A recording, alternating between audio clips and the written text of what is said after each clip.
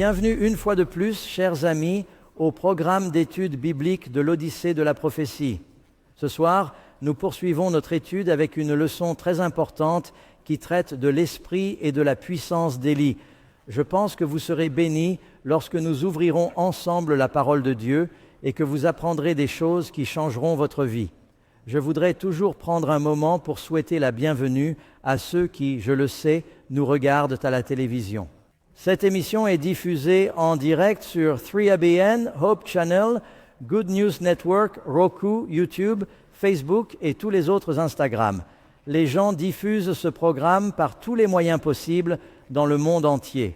Je crois savoir qu'elle est diffusée par une vingtaine de satellites en ce moment même et en 15 langues. Nous tenons à saluer tout le monde, mais nous remercions tout particulièrement notre public local de New York. Nous vous sommes très reconnaissants d'être ici et de faire partie du public du studio en direct.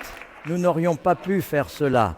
Vous savez, j'ai déjà prêché dans des studios où il n'y avait que les caméras. Ce n'est pas aussi excitant que de voir vos visages. Je vous remercie donc d'être venus. Vous savez, je voudrais faire une pause et je sais que cela va retarder un peu le programme, mais consacrer quelques instants à prier pour nos amis qui se trouvent sur la côte du golfe du Mexique en ce moment. D'après les informations, un ouragan très puissant va bientôt, si ce n'est déjà fait, s'abattre sur la côte au nord de la Floride et nous voulons simplement être avec ces gens et les garder en sécurité. Vous savez, ce n'est pas la première fois que nous organisons un programme de ce genre et qu'un ouragan frappe. Et je me demande parfois si le diable n'est pas derrière tout ça, en essayant de distraire les gens. Et le Seigneur peut l'utiliser parce que tout le monde s'est recroquevillé sans rien faire d'autre que de regarder des émissions religieuses et prier. Qui sait, Dieu peut faire concourir les choses au bien. Amen. Nous avons une étude ce soir. Comme nous l'avons dit, l'étude de ce soir est la leçon numéro 6, qui traite de l'esprit et de la puissance d'Élie. Nous voulons que vous sachiez que ces documents sont disponibles. Je les ai à l'écran. Les écritures seront à l'écran. Vous pouvez télécharger les leçons à partir du site web. Pour notre auditoire de New York, nous vous donnons des copies gratuites des leçons. Nous vous donnons même les réponses, car lorsque vous aurez terminé, vous pourrez les étudier. Notre sujet de ce soir porte donc sur quelque chose qui pourrait vous surprendre. Nous parlons de l'engagement envers le Christ, de l'alliance avec le Christ. Et vous vous dites, quel est le rapport avec les prophéties? Quel est le rapport avec la prophétie? Eh bien, la Bible nous dit que le plus grand des prophètes était Élie. La dernière prophétie de l'Ancien Testament dit « Voici, je vous envoie Élie, le prophète, avant le jour grand et terrible du Seigneur. Il ramènera le cœur des pères vers les enfants et le cœur des enfants vers les pères, de peur que je ne vienne frapper la terre d'une malédiction. » Dans le Nouveau Testament, on commence à parler de Jean le Baptiste. Il est intéressant de noter qu'Élie et Jean-Baptiste ont tous deux accompli des miracles au bord du Jourdain. Le Jourdain est intéressant parce que je me souviens d'avoir lu la Bible sur le Jourdain avant même d'être allé en Israël. Et dans mon esprit, j'ai vu le Missouri et le Mississippi, et vous lisez sur le Nil, ce fleuve massif. Et puis vous allez à l'Amazone, vous savez, des kilomètres à travers. Et puis vous allez voir le Jourdain, et vous pouvez jeter un caillou par-dessus. Mais c'est un fleuve inhabituel pour un certain nombre de raisons. Il n'est pas très long, il n'est pas très large. Je pense qu'il fait 156 miles de long. Mais c'est un fleuve, l'un des rares qui alimente en eau 2 mers. En général, il faut plusieurs fleuves pour alimenter une mer. Le Jourdain, lui, alimente 2 mers.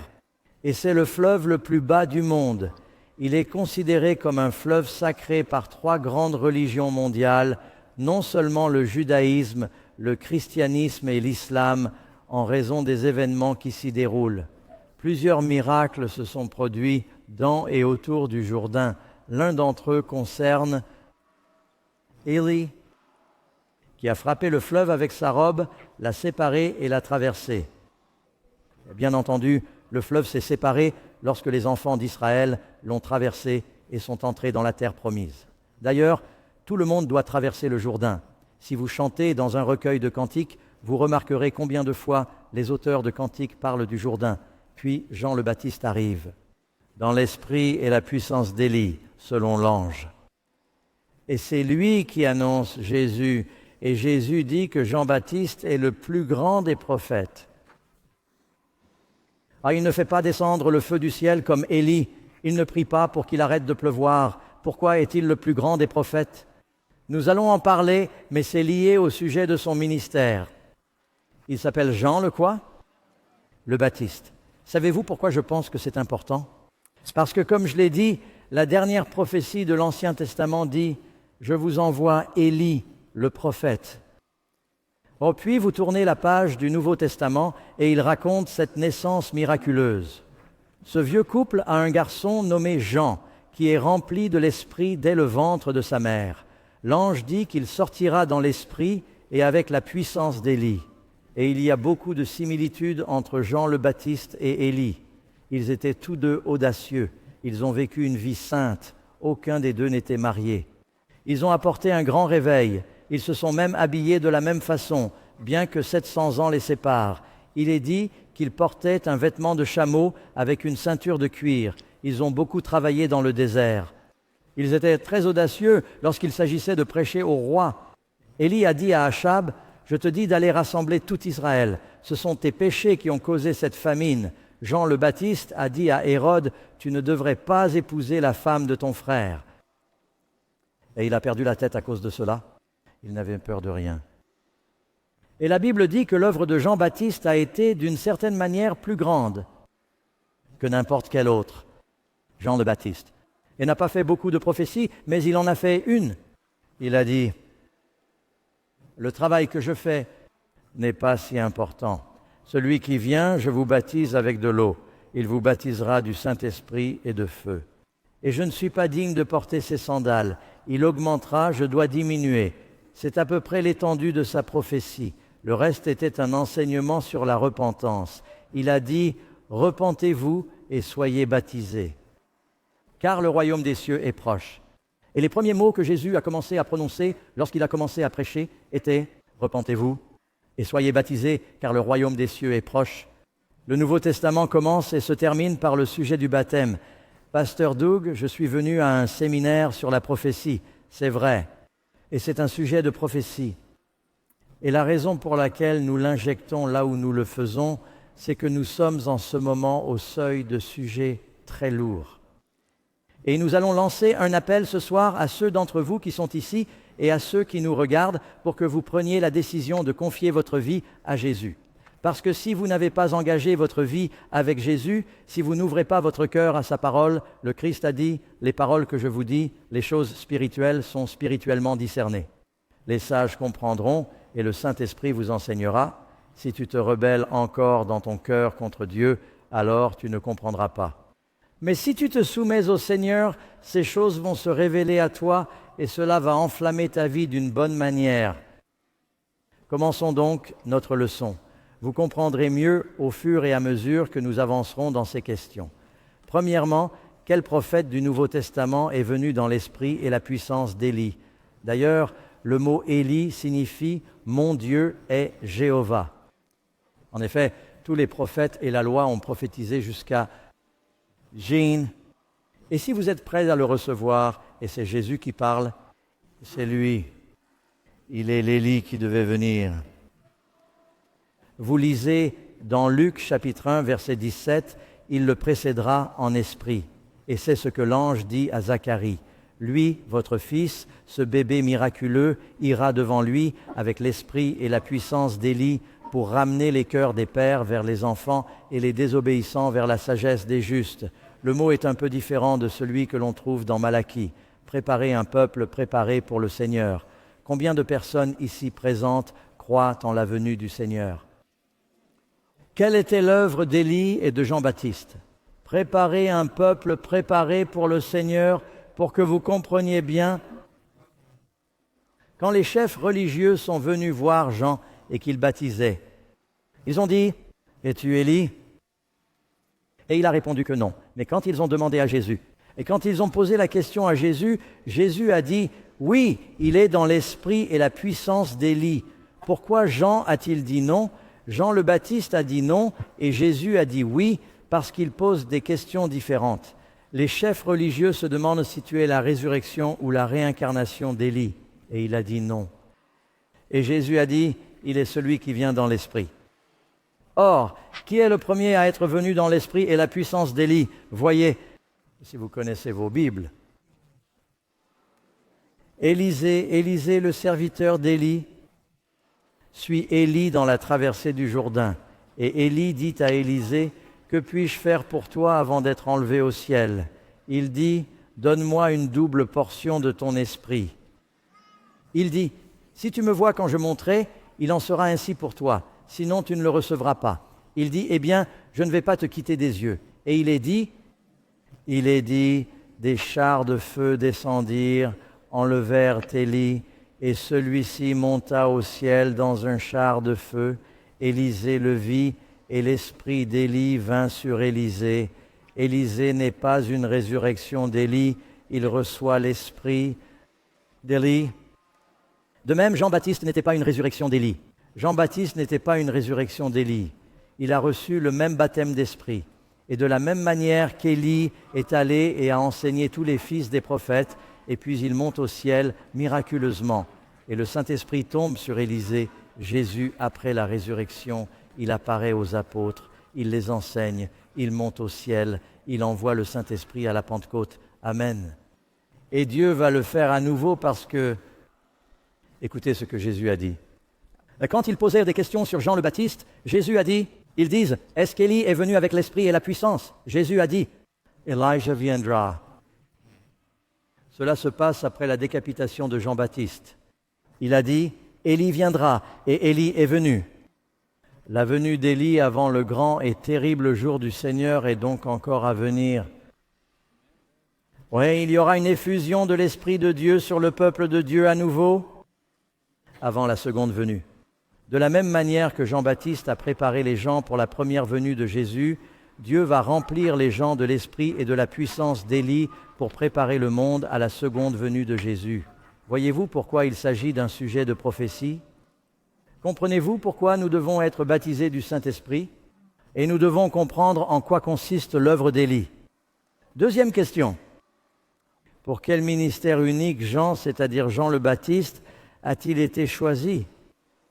Vous lisez dans Matthieu chapitre 3, versets 1, 5 et 6, « En ces jours-là, Jean le dites-le avec moi, le Baptiste vint prêcher dans le désert de Judée, puis Jérusalem et toute la Judée et toute la région autour du Jourdain sortirent envers lui et se firent baptiser par lui dans le Jourdain. » Pourquoi le Jourdain?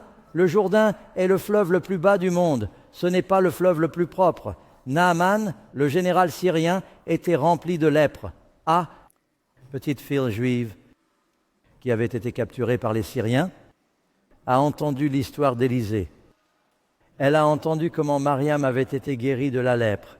Elle dit à sa maîtresse, « Si mon maître, le général Naaman, était avec Élisée, le prophète, Élisée pourrait le guérir de sa lèpre. » Naaman descend, il veut absolument être guéri, car la lèpre est incurable. C'est une condamnation à mort. Il descend en Israël et finit par rencontrer Élisée, le prophète, qui lui dit « Va te laver 7 fois dans le Jourdain et tu seras guéri de ta lèpre. » Tout d'abord, il est en colère, il ne veut pas le faire. Il dit que les fleuves de Damas sont plus propres que toutes les eaux d'Israël, ce qui est vrai.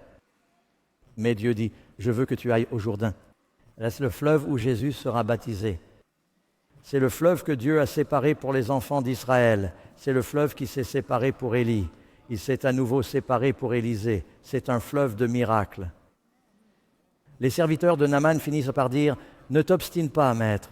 S'il vous avait demandé de tuer 100 soldats, vous l'auriez fait. » Mais il dit « Lave-toi et sois pur. » Alors il enlève son armure et Naaman, le lépreux, il a la lèpre. Il descend dans le Jourdain boueux.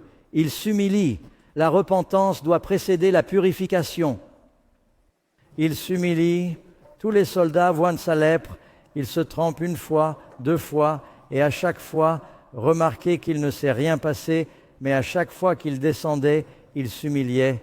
Le fleuve le plus bas, celui qui s'humilie, sera élevé. Il est descendu la 7e fois et quelque chose s'est passé.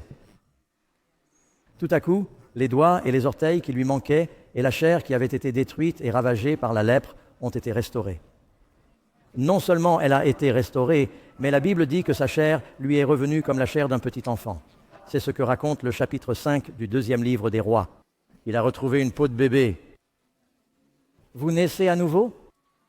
Il est sorti de l'eau en sautant, en criant, en s'éclaboussant et en louant Dieu. Cela s'est passé dans le Jourdain. Jean-Baptiste est envoyé au Jourdain parce que c'est un symbole de purification de la lèpre du péché. C'est ainsi que ce prophète commence son ministère, les gens s'humilient, se repentent pour accepter Jésus. Et ils ont été baptisés par lui dans le Jourdain. Troisièmement, quelle vérité biblique essentielle est symbolisée par le baptême? Le baptême est un symbole de quelque chose. Réponse, Matthieu encore 3, en ces jours-là, Jean le Baptiste vint prêcher. Je vous l'ai déjà lu. Quatrièmement, si nous voulons nous conformer à la Bible, combien de types de baptêmes différents sont acceptables? La Bible dit qu'il y a un seul Seigneur, une seule foi. Combien de baptêmes? Un seul baptême. Il n'y a plus qu'une seule vérité. Il y a une vérité dans laquelle nous sommes baptisés. Il n'y a qu'un seul véritable Esprit de Dieu. Dieu, le Père, le Fils et l'Esprit sont un. Écoute, Israël, le Seigneur notre Dieu est un. Dieu est parfaitement uni. Il y a beaucoup de vérités différentes. D'ailleurs, je sais qu'il y a beaucoup de dénominations différentes dans le monde d'aujourd'hui. Savez-vous que ce n'est pas la volonté de Dieu? Jésus a dit, « Tous reconnaîtront que vous êtes mes disciples à l'amour que vous aurez les uns pour les autres. » Combien de groupes y aura-t-il lorsque Jésus reviendra? Marque de la bête, sceau de Dieu, perdu, sauvé, chèvre, brebis.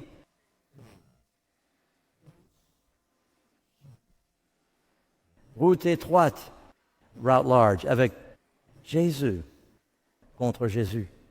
Vous savez ce qui va se passer? Dieu a de bonnes personnes dans beaucoup d'églises. Êtes-vous d'accord? Le monde va être ébranlé, une grande période de trouble. Les gens vont retourner à leur Bible. Ils vont entendre des messages comme celui-ci.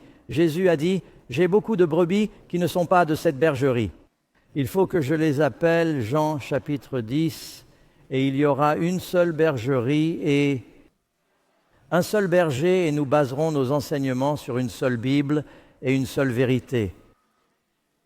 Il y a beaucoup de divisions en ce moment et ce n'est pas la volonté de Dieu. Le diable vient pour diviser.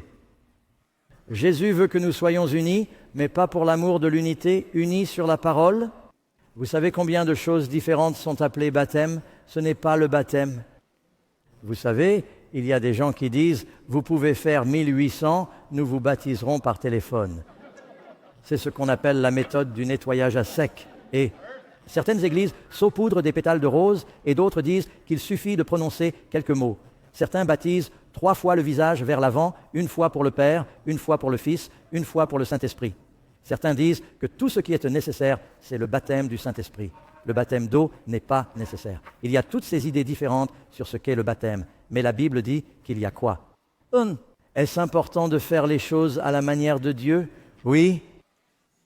Oui, c'est important. En fait, faire les choses de la mauvaise manière peut être sacrilège. J'ai entendu parler d'un pasteur qui a dit à son église que le baptême était un symbole, et c'est vrai, c'est un symbole. L'eau d'un baptistère, c'est H2O. Et vous savez, c'est une cérémonie, mais c'est une cérémonie très importante qui a une signification. Et j'ai entendu parler d'un pasteur qui a dit à sa congrégation que ce n'était qu'un symbole et que nous allions faire un baptême. Non, il a dit que la communion n'était qu'un symbole. Il a dit que cette semaine pour la communion, au lieu d'avoir le pain sans levain et le jus de raisin non fermenté, nous allons avoir des Big Mac et du Coca. Combien de personnes seraient d'accord pour dire qu'il y a quelque chose de vraiment mauvais là-dedans? Mais vous savez, il y a des gens qui diront que cela n'a pas d'importance tant que vous êtes sincère. Non, c'est important.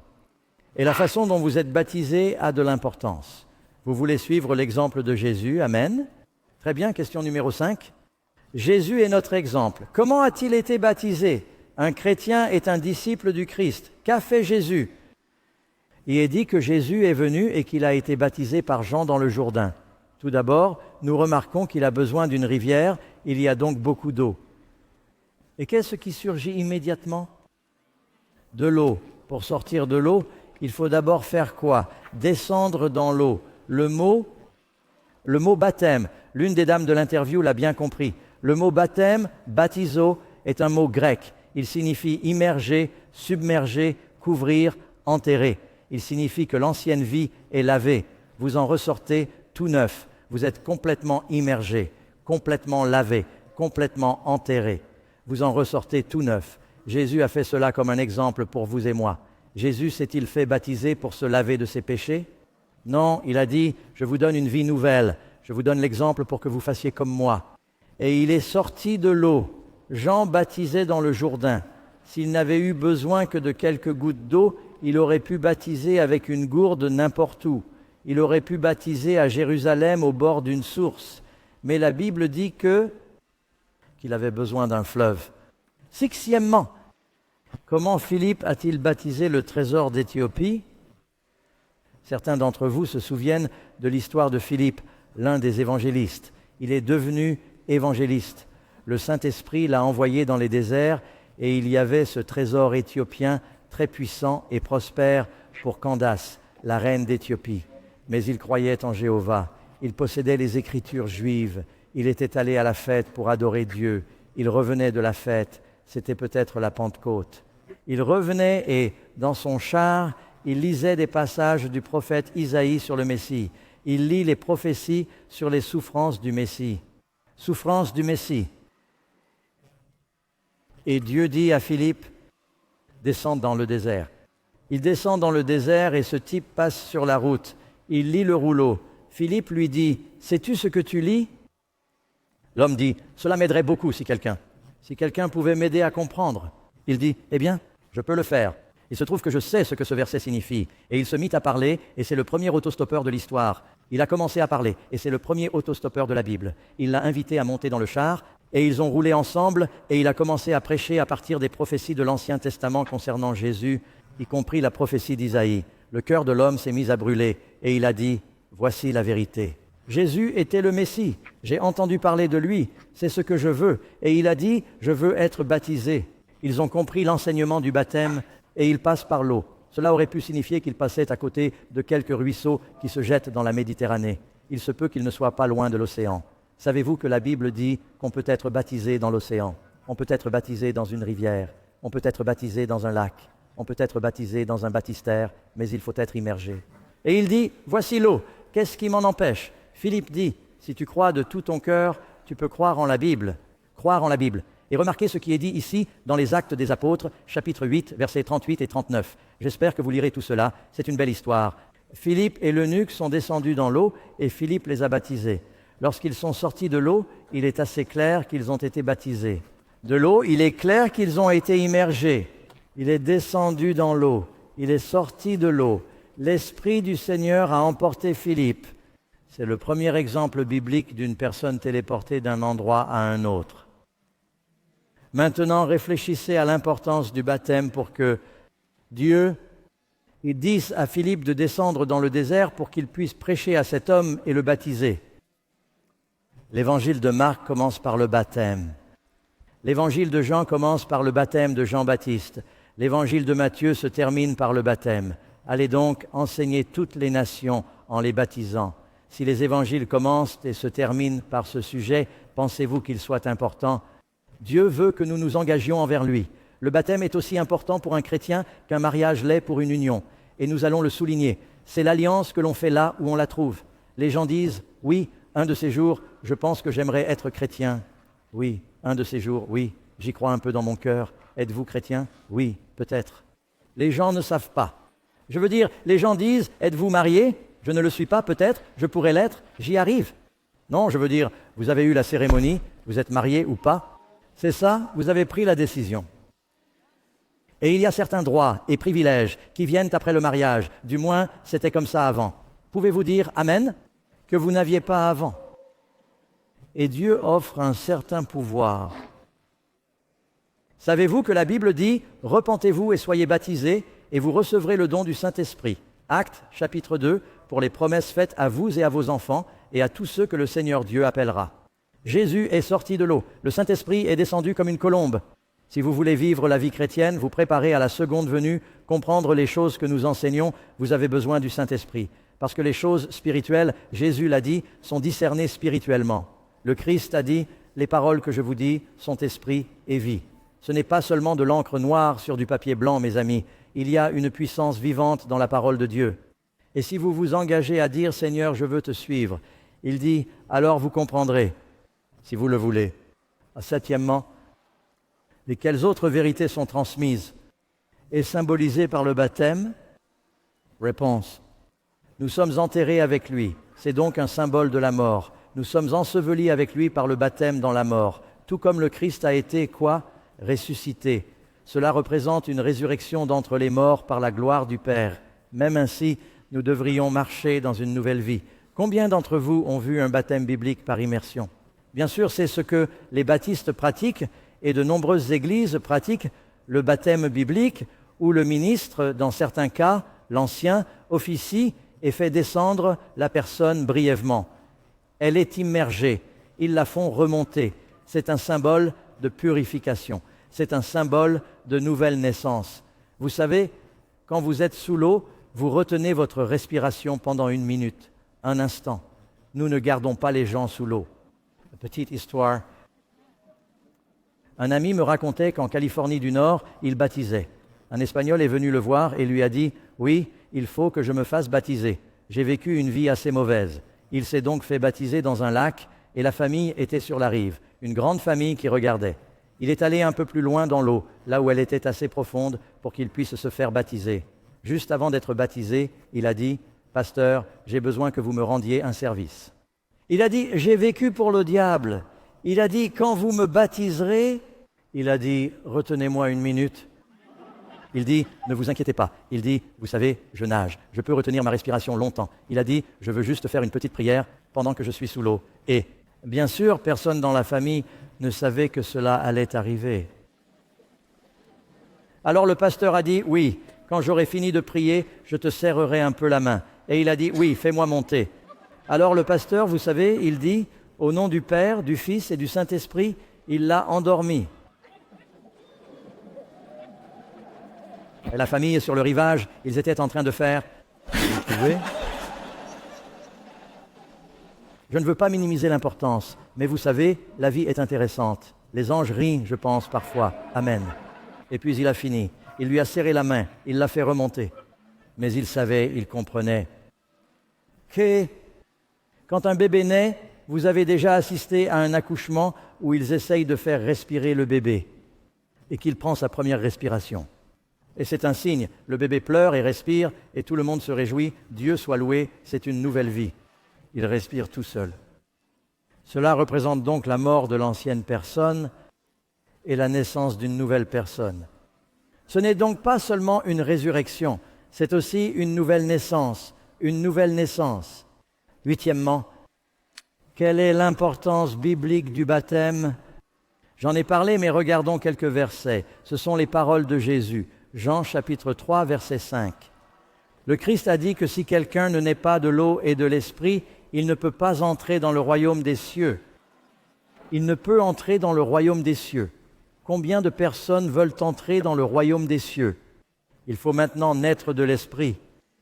Beaucoup de pasteurs sortent et baptisent des gens. Ils reviennent et quelqu'un demande combien de personnes ont été baptisées. Ils ne disent jamais combien sont nés de l'esprit, mais il faut les deux. Naître de l'eau, c'est parler du baptême d'eau. Certaines églises disent que cela signifie que lorsqu'une femme est enceinte et que l'eau se rompt, vous naissez de l'eau. Elles disent que l'on naît de l'eau, mais pourquoi Jésus dirait-il cela? Tout le contexte est celui de Jean le Baptiste et du baptême des gens. Je veux dire, voyons voir. Combien d'entre vous sont nés d'une femme? Je vérifie. De nos jours, il se passe beaucoup de choses que je ne comprends pas.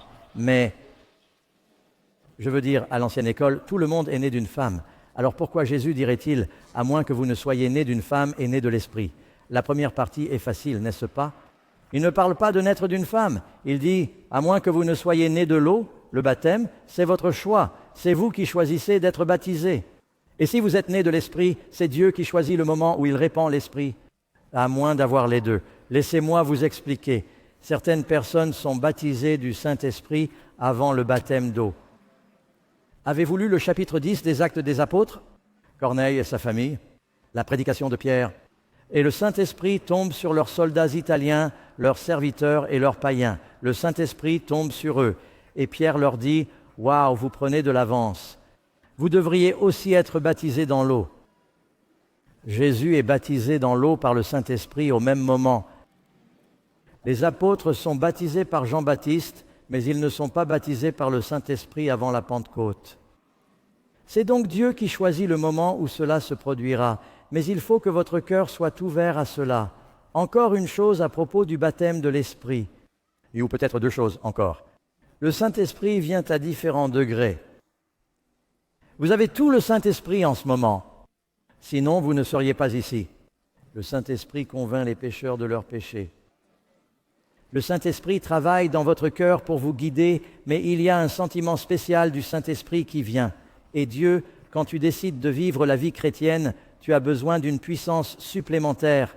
Parce que tu es en territoire ennemi, n'est-ce pas? Dieu ne va pas donner des armes à ses ennemis. Il donne des armes à ses alliés. C'est pourquoi, lorsque vous confiez votre vie au Seigneur, il vous promet un remplissage spécial de l'Esprit.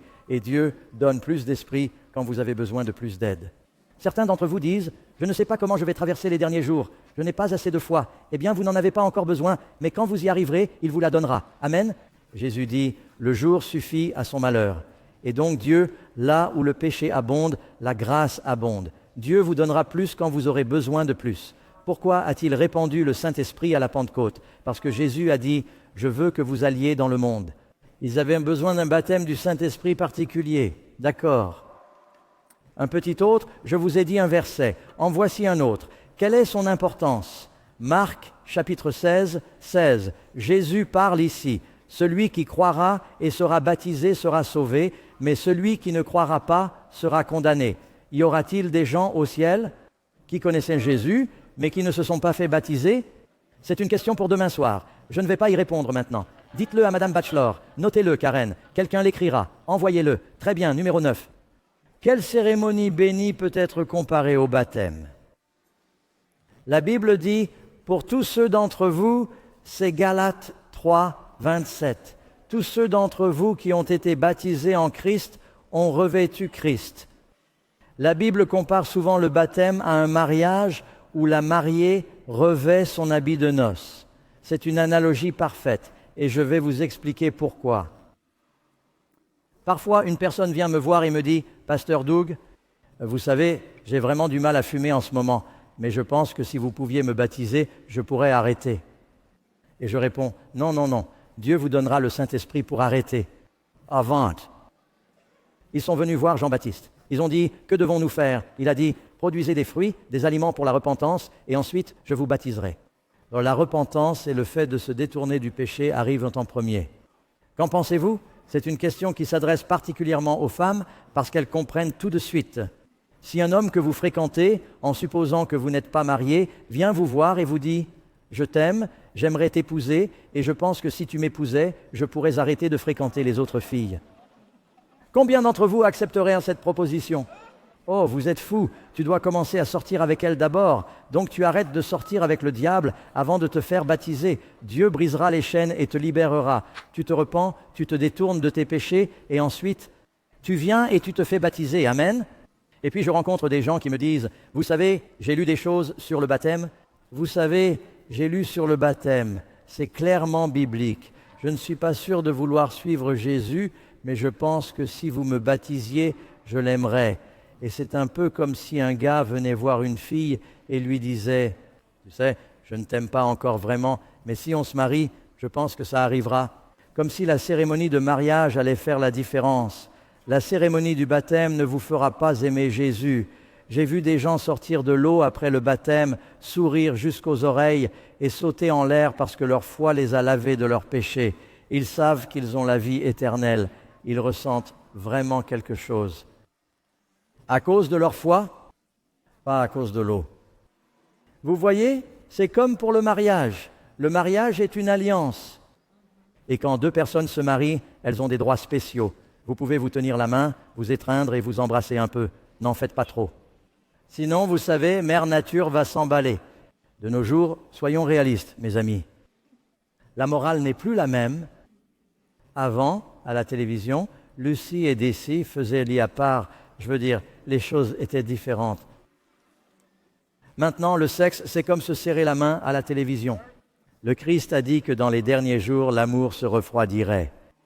Mais il fut un temps où qu'on n'avait pas certains droits tant qu'on n'avait pas conclu l'alliance et qu'on n'avait pas eu la cérémonie qui était souvent publique. J'ai visité des pays où l'on est tué si l'on se fait baptiser en public. J'ai visité des pays où le baptême doit se faire dans le secret, sous peine d'être exécuté, mais dans la plupart des cas, vous voulez que votre mariage soit public. Mesdames, que penseriez-vous si un homme venait vous voir et vous disait « Tu sais, je t'aime et j'aimerais t'épouser, mais devons-nous le dire à tout le monde ?» Ne serait-ce pas une proposition douteuse? Vous diriez « Tu ne veux pas le dire à tout le monde ?» Karen s'est fâchée parce que j'avais invité tout le monde à notre mariage. Elle a dit « Tu sais, on doit payer pour ça ?» J'étais si excité, j'ai dit « Hé, vous tous, venez !»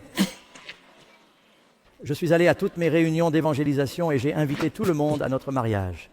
Nous avons eu un grand mariage. C'était cher aussi.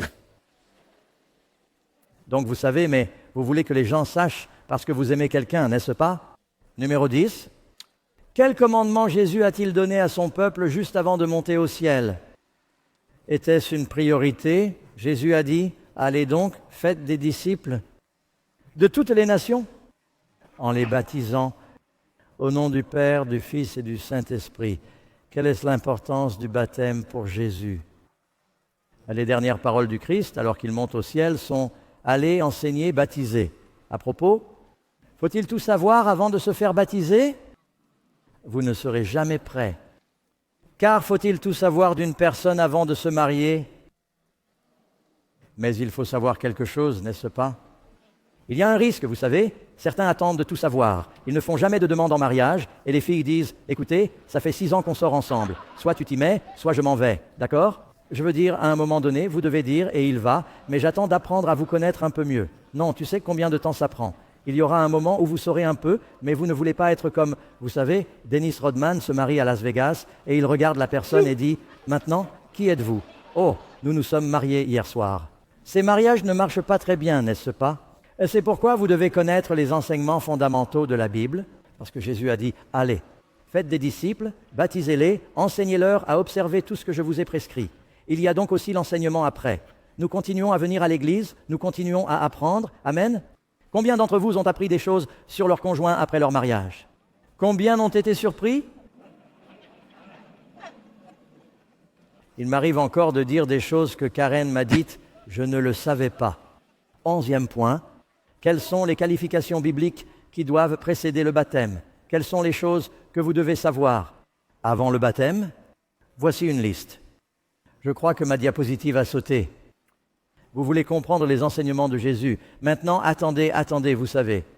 À ce stade, je devrais probablement dire quelque chose. Il y a beaucoup de chrétiens qui confondent la consécration des bébés avec le baptême. Et ils baptisent les bébés. Jésus a été consacré en tant que bébé, mais il a été baptisé par son choix en tant qu'adulte.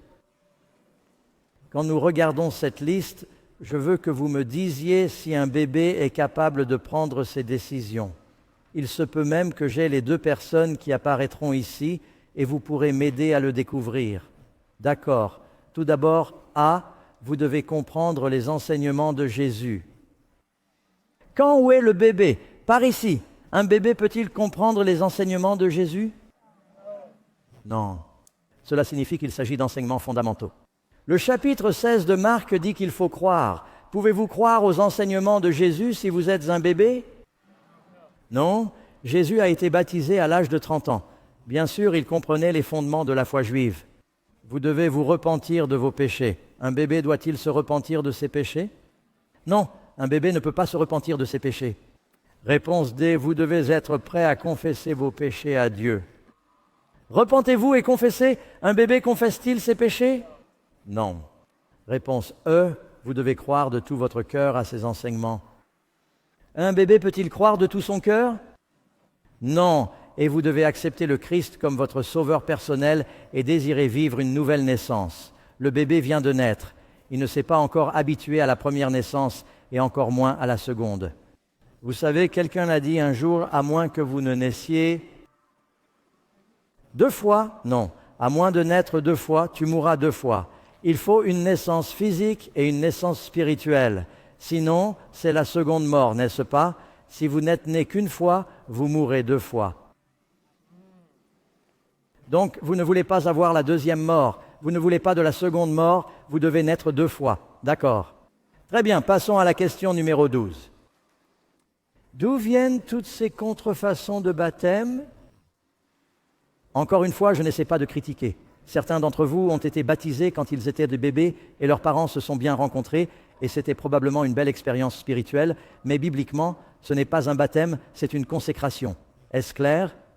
Jésus, en tant que bébé, a été consacré, et en particulier les bébés garçons, ils étaient souvent circoncis et consacrés, et parfois il y avait un sacrifice qui allait de pair avec cela, et la mère passait par une purification lorsqu'elle amenait le bébé garçon et une période différente pour une petite fille, mais c'est à ce moment-là qu'ils recevaient leur nom, et c'était une occasion spéciale, mais ce n'est pas un baptême. D'où viennent ces autres formes?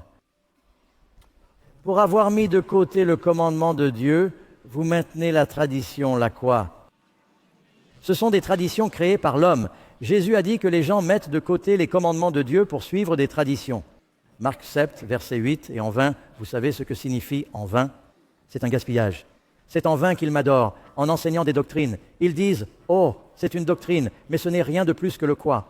Les commandements des hommes, les commandements fabriqués par les hommes.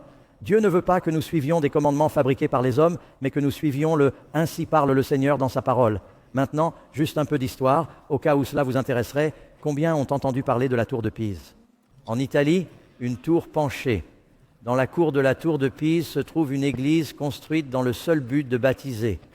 Au milieu de l'église se trouve un grand baptistère. Il date de 1300 ans après J.C. Même dans l'église catholique, on baptise par immersion. Pendant plus de 1000 ans, mais peu à peu, on s'est dit que c'était un symbole, que ces gens étaient malades et qu'ils ne pouvaient pas être baptisés et qu'il fallait donc tremper ce drap dans l'eau, prier sur l'eau, appeler cela de l'eau bénite et les envelopper dans un drap.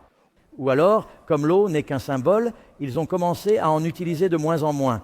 Parfois, les monarques se faisaient baptiser et disaient « Je ne vais pas me faire immerger devant tout le monde, ce n'est pas digne ».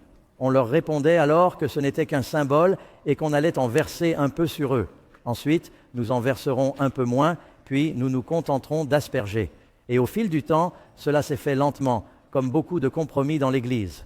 Et peu à peu, l'Église s'est éloignée de l'exemple de Jésus et des commandements de Dieu et a commencé à suivre des traditions créées par l'homme. Mais la Bible est très claire si vous voulez être un bibliste. Il est vrai que parfois, les baptêmes ne sont pas très dignes lorsqu'une personne est mouillée. Vous savez ce que je fais si je baptise un couple, mari et femme? Je baptise toujours l'homme en premier pour plusieurs raisons.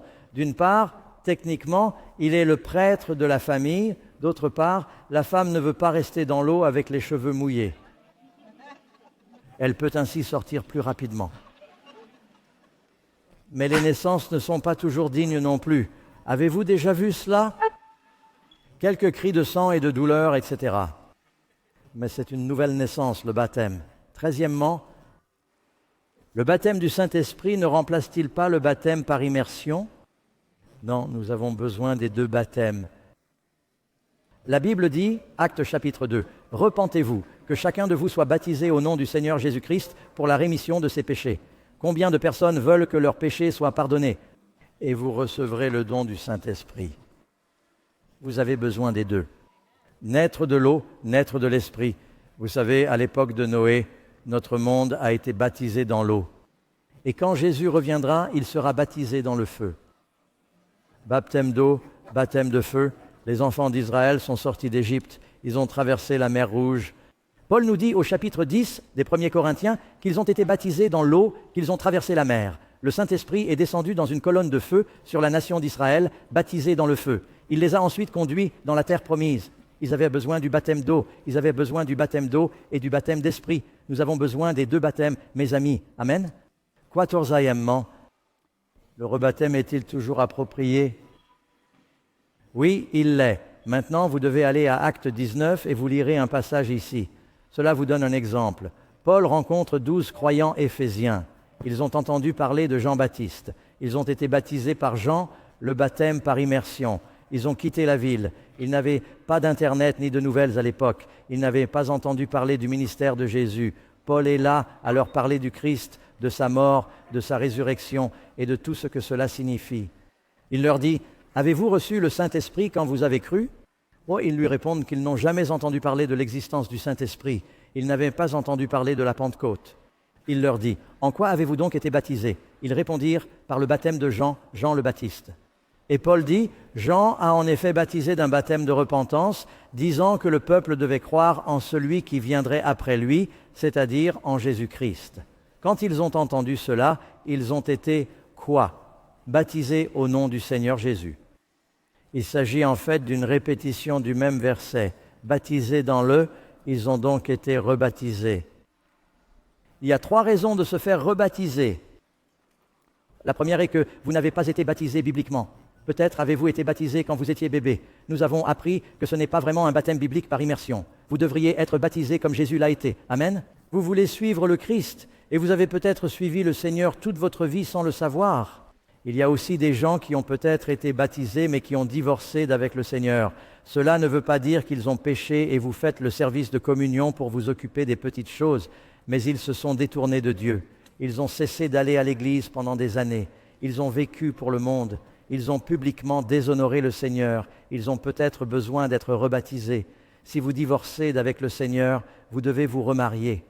La 3e raison est que vous avez une toute nouvelle compréhension de la vérité, comme les 12 croyants éphésiens dont je viens de parler. Et vous voulez avoir un nouveau, vous avez appris toute la vérité, ces choses que vous ne saviez pas, et vous voulez avoir un nouveau commencement. J'ai été baptisé 2 fois. Je vivais dans la grotte et je passais des jours sans voir personne. Des randonneurs sont passés. Ils se sont assis près de ma grotte qui était juste au bord de l'eau, avec un grand bassin et une chute d'eau, un endroit magnifique dans les montagnes désertiques. Ils m'ont demandé si j'étais chrétien. J'ai répondu « Eh bien, c'est comme ça. J'ai lu la Bible et j'ai demandé à Jésus d'entrer dans mon cœur et c'est ce qui s'est passé. » Et ils m'ont dit « As-tu été baptisé ?» Ils m'ont demandé si j'avais été baptisé. J'ai répondu « Eh bien non. » Je n'avais pas encore vraiment assimilé tout cela. Ils m'ont donné une brève étude biblique et m'ont dit que je devais me faire baptiser. J'ai répondu par l'affirmative. Ils m'ont donc emmené dans l'eau, qui était d'ailleurs de la neige fondue. Ils m'ont baptisé par immersion. Et je vais vous dire, je suis sorti de l'eau, je me suis senti renaître. Puis ils sont partis en randonnée. Ils ne m'ont pas enseigné. Et j'ai dit, Dieu soit loué, nous avons baptisé une autre personne. C'étaient des chrétiens baptistes. Et ils m'ont quitté. Et j'ai dit, oui, je dois aller fêter ça. Je suis allé en ville, j'ai retrouvé mes amis. Nous avons pris de la bière. On a célébré mon baptême. On a fumé un peu d'herbe. J'étais en prison avant le coucher du soleil. Et j'étais en prison pour témoigner de Jésus auprès des gens. Ah, il ne m'avait pas appris grand-chose auparavant. Plus tard, un vieux pasteur, il a étudié avec moi et j'ai été rebaptisé et c'est resté. Et j'ai arrêté de fumer, de boire et tout le reste avant cela. Et je ne l'ai jamais fait depuis. C'est donc approprié. Et la Bible dit, laissez-moi relire la question. Le baptême, question 15, est-il lié à l'adhésion à l'Église? Absolument. Ceux qui reçurent sa parole avec joie furent baptisés ce jour-là et 3000 personnes s'ajoutèrent à eux. Jour et 3000 personnes s'ajoutèrent à eux. Ils louaient Dieu et avaient la faveur de tout le monde et le Seigneur ajoutait chaque jour à l'Église ceux qui étaient sauvés. Mesdames, que penseriez-vous d'un homme qui vous dirait « Je t'aime et j'ai arrêté de sortir avec l'autre, j'ai arrêté de sortir avec les autres filles et je veux t'épouser » et nous le ferons publiquement. Mais devons-nous vivre ensemble? Pourquoi voudriez-vous rejoindre le corps du Christ et ne pas en faire partie? Vous dites qu'il y a des hypocrites dans l'Église? Oui, mes amis, et il y a toujours de la place pour un de plus. N'arrêtez donc pas d'aller à l'Église. C'est là que nous apprenons à nous aimer les uns les autres. Amen. Vous êtes appelés à former un seul corps. Un agneau tout seul dans les bois, le loup l'attrapera. Nous devons faire partie de la famille. 1 Corinthiens, chapitre 13. Car c'est par un seul esprit que nous avons été baptisés pour former un seul corps. Amen. Dixit. Qu'est-ce que nous rejetons quand nous rejetons? Numéro 16, désolé. Ai-je sauté la 16e? Si nous refusons le baptême, à qui dois-je refuser le conseil? Mais les pharisiens et les docteurs de la loi ont rejeté la volonté de Dieu pour eux-mêmes, n'ayant pas été baptisés par lui, Jean le Baptiste. Mes amis, le baptême est très important. Et ce soir, je vais vous lancer une invitation. Vous qui regardez ici, vous qui êtes à la maison, vous avez la possibilité de prendre une décision. 3 questions simples. Premièrement, j'ai accepté Jésus comme mon sauveur et c'est peut-être la première fois que je le fais ce soir. Et je désire être baptisé par immersion. Cochez cette case. Nous voulons prier pour vous. Vous pouvez le faire chez vous en regardant la télévision. Vous pouvez envoyer votre réponse par courriel. Deuxième question. J'ai été baptisé mais je me suis éloigné. J'aimerais envisager un nouveau baptême. Nous vous dirons comment vous pouvez contacter quelqu'un, obtenir un conseil spirituel à ce sujet. La troisième question. J'ai encore des questions sur ce sujet et j'aimerais étudier davantage. Vous voulez la prière, vous voulez plus d'études, vous voulez mieux comprendre. Nous ne voulons pas que quelqu'un se précipite comme je l'ai fait avant de savoir dans quoi il s'engage. Le mariage est un engagement important, le baptême aussi. Nous allons parler de ces choses. Si vous voulez en savoir plus, remplissez le formulaire et écrivez-le sur votre carte. Vous savez, Jésus n'a pas été baptisé pour son péché. Il a été baptisé pour servir d'exemple à toi et à moi et pour nous montrer ce que nous pouvons attendre du baptême. Que s'est-il passé lors du baptême de Jésus? Les cieux se sont ouverts. Dieu ouvrira les cieux pour vous. Une voix est venue du ciel. Le Père a parlé. Tu entendras Dieu te parler d'une manière particulière. Le Saint-Esprit est descendu. Dieu vous donnera la puissance de son esprit. L'Esprit est venu comme une colombe. Dieu veut apporter la paix dans votre cœur parce que vos péchés sont tous pardonnés. Lors de son baptême, le Christ a commencé une vie de ministère. Il a un travail à faire pour toi. Il te donnera des dons du Saint-Esprit. Ce qui est arrivé au Christ t'arrivera. Et qu'a dit cette voix venue du ciel? Voici mon Fils bien-aimé. Dieu dit, je t'adopte comme mon fils et ma fille.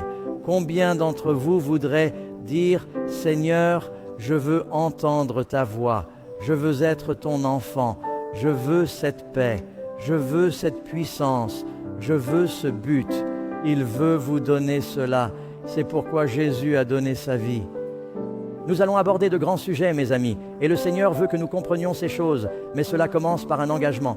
Dites, Seigneur, je suis à toi, montre-moi ce qui vient, ouvrez mes yeux. Mes yeux. Aide-moi à savoir ce que tu veux que je fasse pour être prêt et pour préparer mes proches, pour préparer les autres à sa venue. Est-ce là votre plan, mes amis? Est-ce là votre prière? Puis-je prier pour vous? Après avoir rempli vos cartes et après ma prière, remettez-les dans le même sens qu'elles sont arrivées. Nos huissiers, nos hôtes de rangée vous les remettront et vous verrez leurs mains. Ceux qui nous regardent peuvent nous envoyer leurs réponses par courriel. Nous prierons pour vous. Inclinez la tête avec moi, s'il vous plaît. Père Céleste, donne-nous le Saint-Esprit. Je prie pour qu'en venant à toi maintenant, nous puissions vivre ce nouveau départ et que tu nous remplisses de tes pouvoirs. Nous attendons avec impatience cette alliance, cet engagement du baptême. Nous te le demandons au nom de Jésus. Amen. Ah, très bien, mes amis. Sujet très important. N'oubliez pas notre prochaine étude. Nous parlerons du mystère du dernier jour. Le mystère du dernier jour. Quand a lieu notre prochaine réunion? Demain soir, je serai là. J'espère que vous viendrez. Amenez vos amis. Que Dieu vous bénisse, mes amis. Nous nous reverrons alors. Merci beaucoup.